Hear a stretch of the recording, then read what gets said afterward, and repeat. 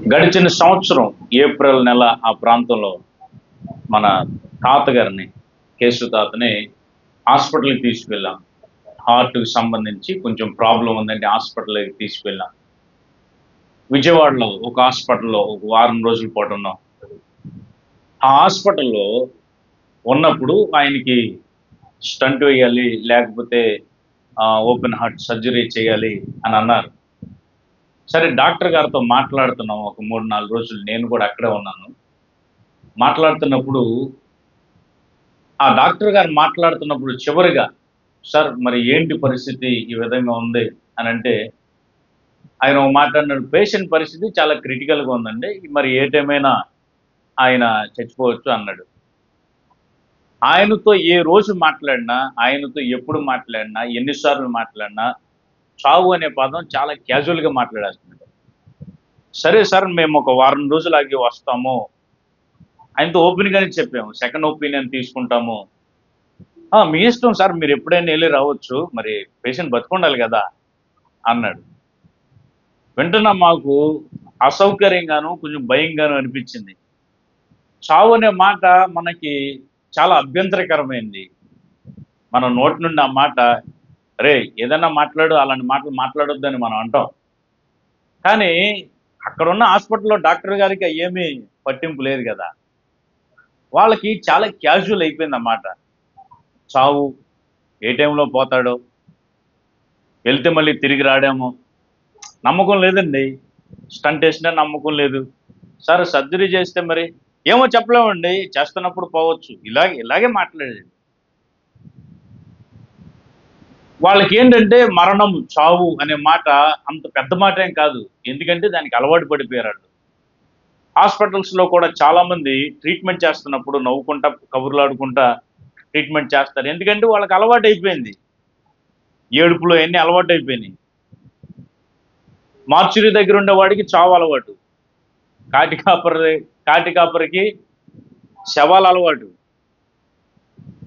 చాలా విషయాల్లో మనకి చాలా అలవాటైపోయిన పరిస్థితులు చాలా ఉన్నాయి. రీసెంట్‌గానే 2 వారాల క్రితం పహల్గామ్‌లో జరిగిన ఉగ్రదాడి. ఒక నలుగురు ఉగ్రవాదులొచ్చి కాల్చుకుంటూ వెళ్ళిపోయారు. ఒక మనిషిని చంపడం అనేది వాళ్ళకి పెద్ద లెక్కేం కాదు. మనం అల్లాడిపోతాం. ఒక మనిషి బాధపడుతుంటేనే మనం చూడలేం. వాళ్ళకి అలవాటైపోయింది. వాళ్ళకి క్యాజువల్‌గా అయిపోయింది.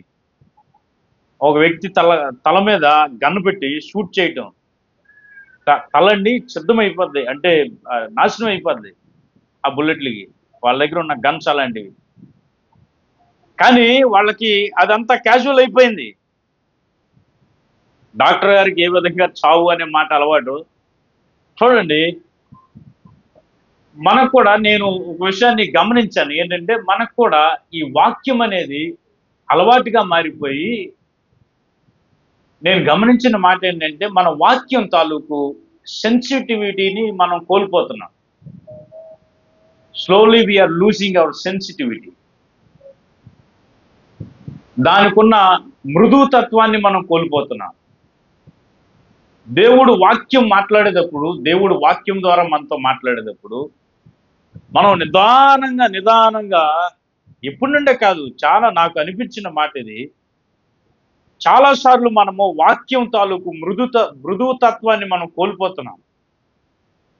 ఆ సెన్సిటివిటీని మనం కోల్పోతున్నాం. మనం ఏ రేంజ్‌లోకి వచ్చేసామంటే, దేవుడు వాక్యం ద్వారా మాట్లాడితే ఇది దేవుడు మాట్లాడినట్టు కాదు.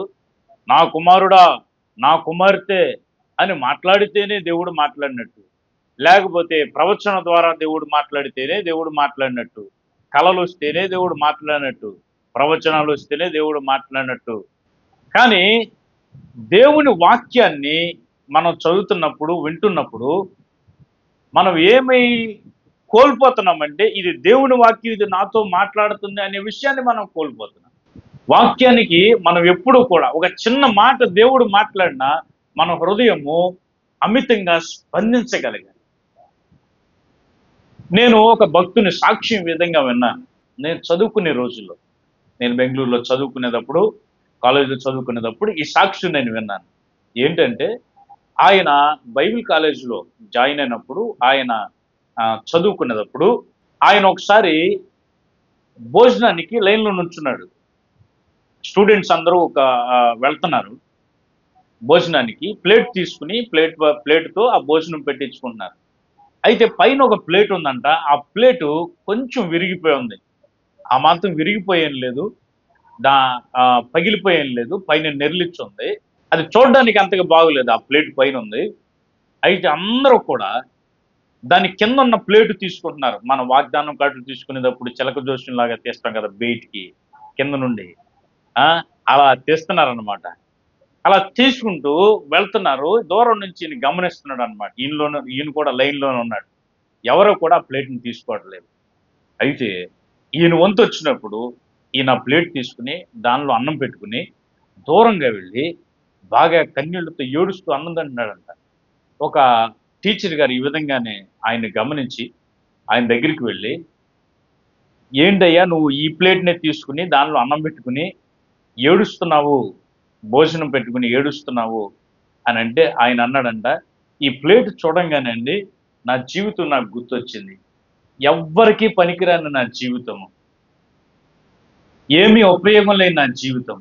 దేవుడు ఈ విధంగానే నన్ను అందరూ విసర్జించిన నా జీవితాన్ని, దేవుడు ఈ విధంగా నన్ను పట్టుకొని, నన్ను సెలెక్ట్ చేసుకొని, నన్ను ఆయన ఎన్నుకొని, అందులో ఆహారముని నింపి, ఆయన కృప నా మీద కుమ్మరించిన గొప్ప దేవుడు. ఈ ప్లేట్ చూడంగానే నాకది గుర్తొచ్చిందండి. దేవుని కృప నా నా మే నాపై నాపై దేవుని కృప ఆయన ఎంత కుమ్మరించడో నాకు గుర్తొచ్చిందండి. అందుకనే కన్నీరొచ్చిందండి. అందుకనే హృదయం ఉప్పొంగిపోయిందండి అని కన్నీటితో ఆయన సమాధానం చెప్పారు. హల్లెలూయా! ఇప్పుడు దేవుని బిడ్డలారా ఒక ప్లేట్ చూస్తే దేవుని కృప గుర్తొచ్చింది. కానీ ఈ రోజుల్లో మనకి వాక్యం ఎంత బాగా విన్నా సరే మన హృదయం కరగట్లేదు. కఠినమైపోయింది. కఠినమైపోయింది. యేసయ్య గారు అద్భుతమైన పాట రాశారు. ఏంటి నీవు మాట్లాడని రోజున ఒక క్షణం ఒక యుగంలా గడిచింది. అది నువ్వు ఒక్క మాట మాట్లాడినప్పుడు నా హృదయం ఏమైపోయింది? పచ్చిక బయళ్ళొచ్చేసింది. పచ్చిక బయలంటే సస్యశ్యామలం, సంపద అని అర్థం. పచ్చగా ఉండటం అని అర్థం. ఆ విధంగా మారిపోయింది. ఆ విధంగా మారిపోయింది. ఇంకో మాట నేను చెబుతున్నానండి. ఎవరో ఒకరు ఓ చిన్న మాటని అంత లావు మాట అంటాడా నన్ను. ఆడు ఆ ఉద్దేశంతో అన్నాడో లేదో గాని అంత లావు మాట అంటాడా అని మనం మనసు బాగా అనేక విధాలుగా, అనేక రకాలుగా నిండిపోయిద్ది. కానీ దేవుడు అంత ప్రేమగా ఒక మాట మాట్లాడితే మనం ఎందుకు స్పందించలేకపోతున్నాం? ఎందుకు స్పందించలేకపోతున్నాం? దేవుని వాక్యం పట్ల అలాంటి మృదుతత్వాన్ని దేవుడు మనకు దయచేయును గాక.